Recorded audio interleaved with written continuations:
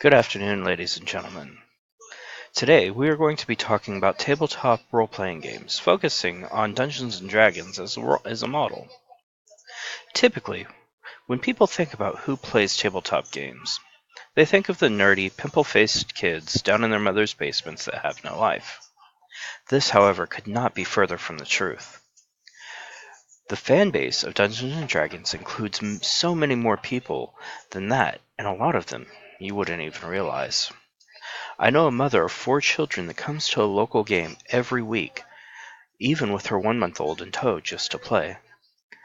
I also know a 15 and 17-year-old that sit down at the very same table with her to play.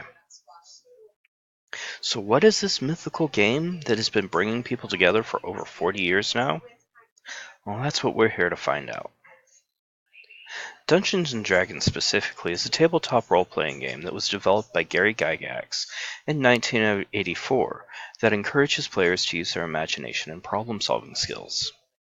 Though his ideas started long before 1974. To further explain how this whole world of fantasy works, we will be digging deeper into the origins and creation of the game, what the players' roles are, what the game master's role is, and how the gameplay works. In conclusion, there are games for all players regardless of your level of experience. A lot of the groups that I know and participate with always welcome players of any experience level. Most are very social and willing to help teach anyone how to play the game.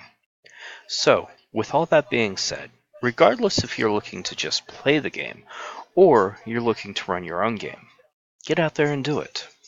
Broaden your horizons, and remember, with tabletop games, your only true limitation is your own imagination.